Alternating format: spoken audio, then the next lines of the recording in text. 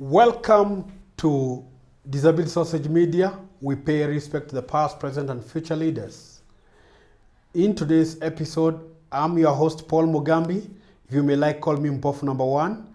This is a platform where we reduce ableism in order to include everyone in the society.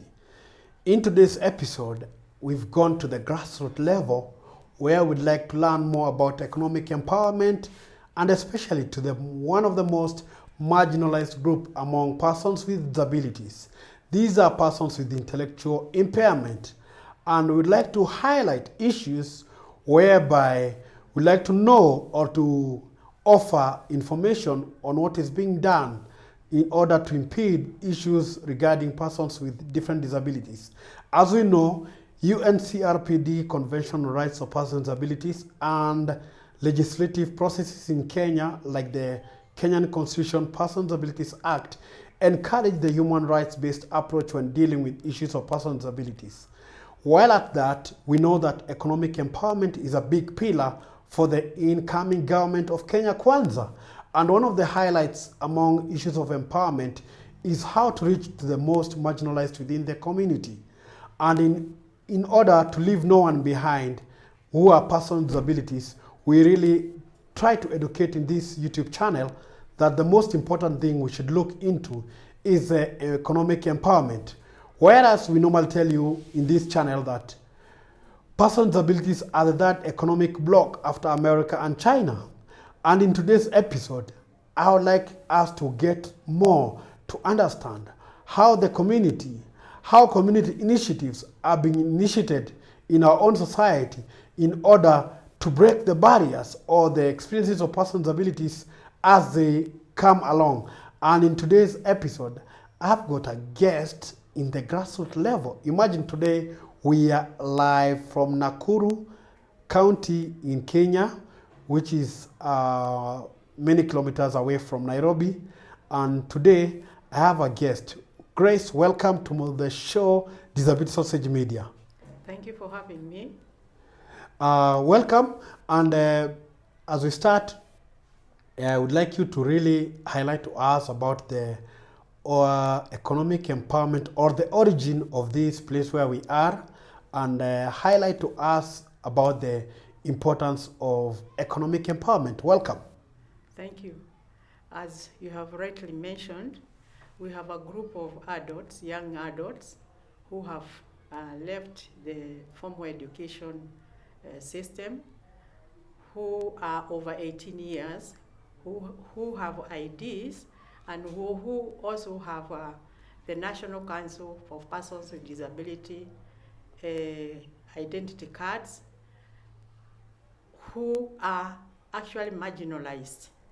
So as parents, we came together with other partners and we started a CBO by the name Nakuru Eagle Services Network for Intellectual and Related Disabilities, in short, NESNID, which is situated in Nakuru town, 3 kilometers from the center,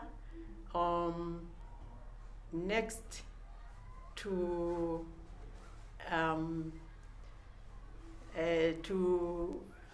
the section 58.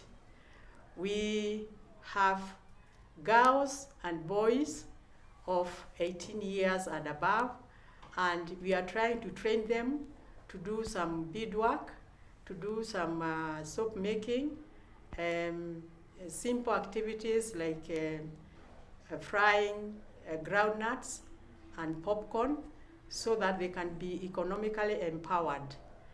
This way, we are sure that they will be able to sustain themselves, because they have been left roaming about in the villages, in the centers, without anybody caring about them. Thank you very much for that issue, because I know that one of the things is that persons with disabilities, and especially persons with intellectual impairment, face a lot of vulnerability. And as you've clearly highlighted, we know that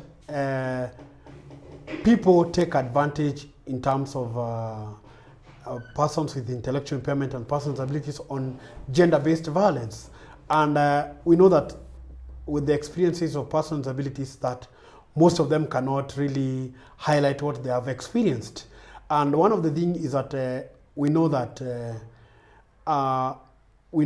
persons' abilities, especially intellectual impairment, especially girls, they are most vulnerable in terms of gender-based violence. And since you've really highlighted this issue, what is your experience? Because as a network, I know that it's a group of caregivers, and at the end of the day, you'd like to see empowerment of these children. I would like to hear your experiences in terms of gender-based violence and what you really think that society, government, and partners can do for these individuals. Thank you for that question. My experience is that the girls we have here, we have 13 of them. 8 of them have children. One in particular have 4 children, or have 4 children, and the children are being taken care of by the grandmother. There's another one who is an orphan. She has 2 children. So the issue of girls being taken advantage of is a very serious matter in the society, in that the girls look normal from outside, but in their judgment, they are not able to judge as to who is their friend or who will take advantage of them. So I'm appealing to the government, to our dear government, to think about how to establish a sheltered institution where these girls can be taken care of, who can be taught, can also be counseled, can be trained on how to take care of them in terms of being economically empowered. Because some of them are cheated that they are going to be given some food or some clothes, and then some people take advantage of them. It is a serious offense. Thank you. Obviously, from what you've really highlighted, there's this importance of ensuring that persons who are experiencing gender-based violence and are supported. And more so that when you have highlighted the issue about persons with intellectual impairment, and more so because they don't have what we call visible disability, and yet men take advantage of that. And when we look at that issue about government, both national and county government, we know there are some counties, especially in Kenya, who have already started the gender-based violence centers as safe havens. Are you suggesting that we have safe havens, or you are suggesting that we have like a support system which can enable these persons to be trained and also produce some products which can be marketed for them, and then they can be supported in terms of getting some economic empowerment which can at least bridge the gap of them not being economically empowered, and also in terms of reducing the poverty levels? My suggestion is that the government should come on board and help us to set up those centers for sheltered work center kind of, so that we don't remove them from their homes, where the parents also have, or the caregivers also have a responsibility towards them. But at the same time, it is empowering them and the caregivers to be able to take care of them properly, and even counseling them and showing them a lot of love, because as you know, we are human beings. Every human being likes to be loved. So the minute this girl is told that somebody is loving her, she is misused. It is not only the girls, even the boys, they have the same problem, because you have come across some of them, and they suffer sodomization, and it is also something very serious. So across the board, it is an issue that needs a big attention, a good attention from our government, so that we care for all those marginalized group of people who, to the general public, they just look normal. But according to us, the caregivers, the parents and maybe the grandmother, the auntie, or whoever is taking care of that child, that girl or that boy, they cannot make their own proper decisions. And this is where now even the caregivers need to come on board. They need to be helped so that they can care for them properly. Thank you. Now that I came from the Nairobi, where there are so many organizations of persons with intellectual impairment, and I know that some of them, they have these legal capacity programs, some of them they have micro enterprise programs, and you've really highlighted some of the key issues which I believe that when you look at on the manifesto of the current Kenya Kwanza government, they were talking about supporting hustler business enterprises, and also they have the program of women empowerment, and now more so we are talking about girls with disabilities. And one of the key issues which I can really highlight is the issue about the lack of involvement of women with disabilities and girls with disabilities, as in the case of all related, whether it is socio-economic empowerment. And one of the things which I think I'm taking home is to the Nakuru County government, led by Her Excellency Susan Kihika, to ensure that in her budgets to allocate funds for enterprise which can support learners with disabilities, and more especially now that you already have an established center here, they can see how they can support in terms of maybe supporting let's say supporting transport or education for these children who are coming here. And then another key issue is an important thing, because we are talking about how we can create connectivity of market of the products. And I've seen that I've touched, as a blind person, I've touched some of these products which you have, which have been made from issues around climate change, whereby you are recycling products, whereby I would like to highlight or make an announcement that all those people who are living within Nakuru County, if you have magazines which you are not using, I've seen a good platform where you can really support this initiative, whereby persons with intellectual impairment have been trained, they have learned the skills of making good products, kitchen products, wristbands, table mats, which can really help in terms of even saving our own environment. So in this case, how did you come with this idea of climate change and recycling, so that we can see how government can come in and chip in terms of climate change? Because I know it's a big issue. It's a big issue which needs to be highlighted, and also more so bringing on board persons' abilities who have been not discussed in these discussions. Thank you. Yeah, the issue of environment is preserving our environment. So we use paper, we roll them into beads, and you're able to make products. We are able to make products from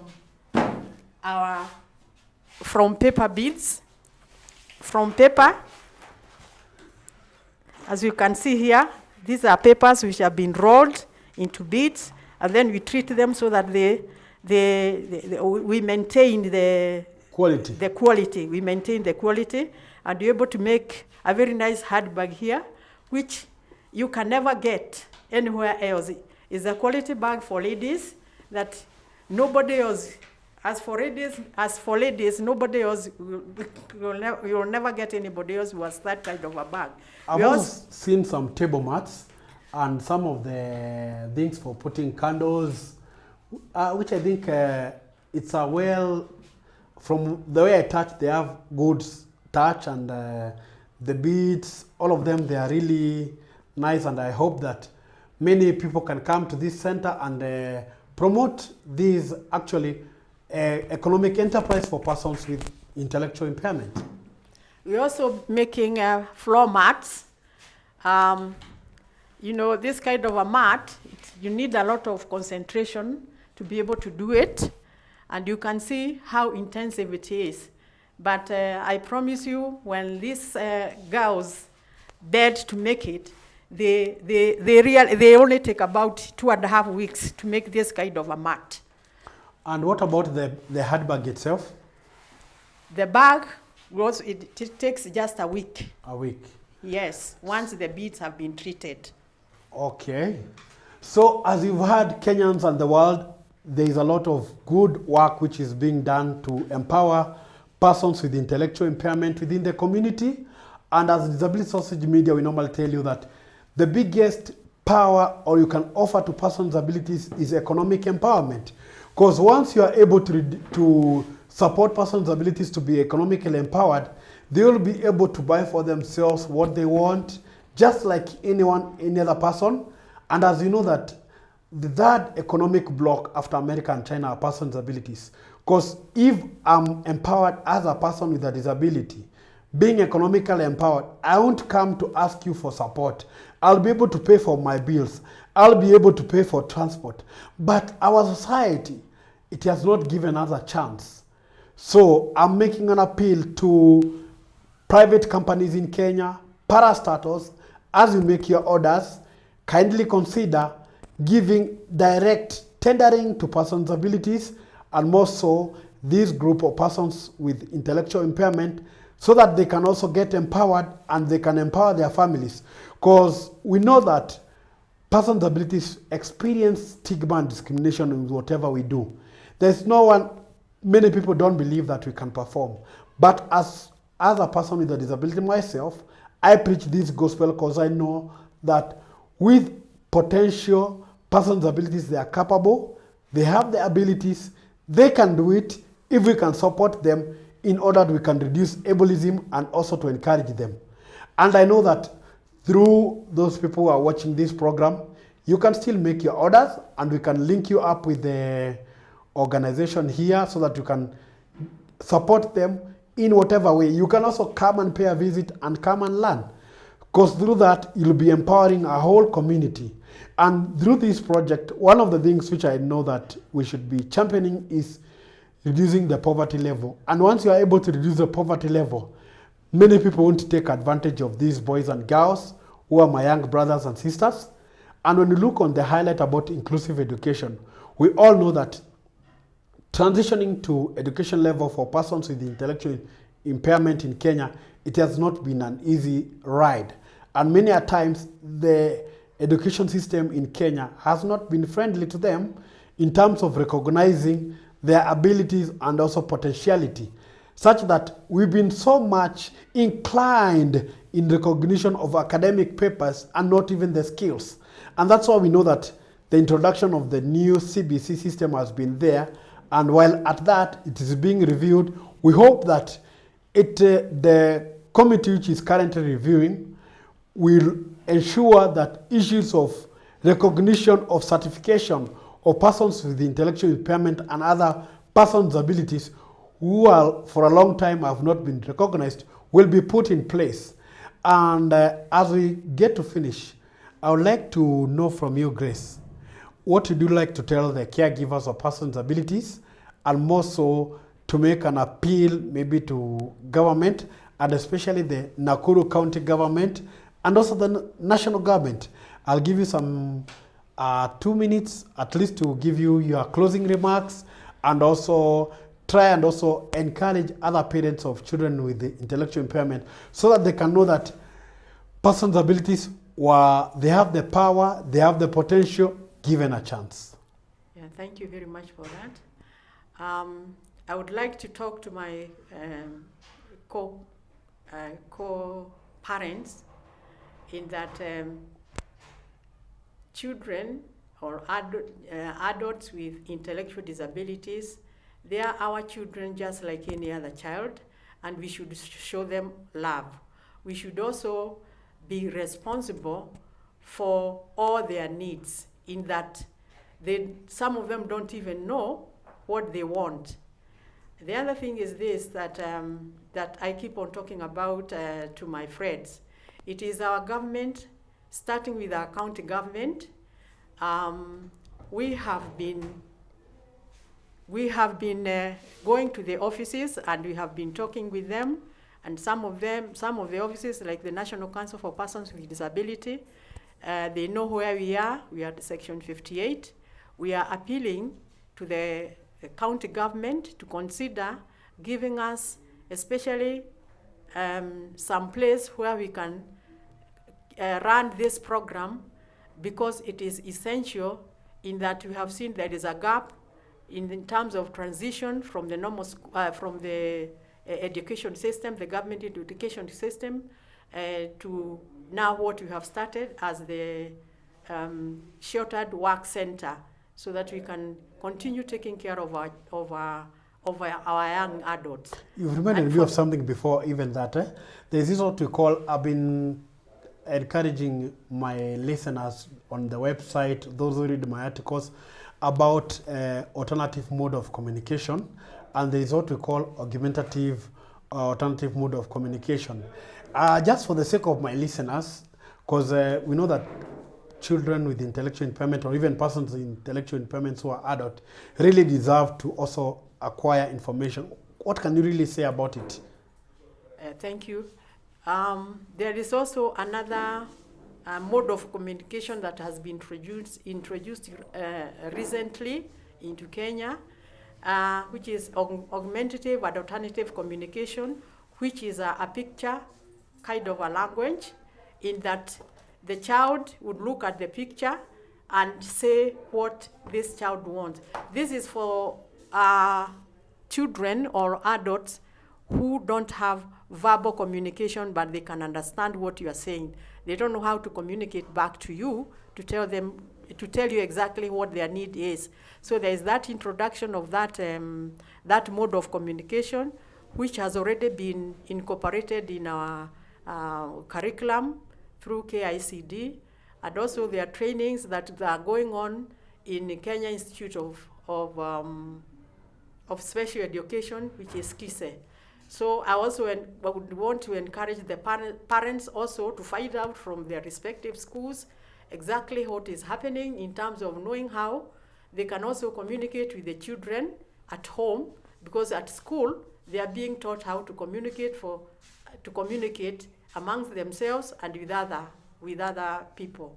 But maybe for the parents, they are not aware, so that is another issue that even the government should come on board and encourage the parents to continue communicating with the schools that are teaching this mode of communication, for the sake of easier way of communicating with their children at home. Actually, the UNCRPD highlights issues about access to information and also issues of access to alternative mode of communication.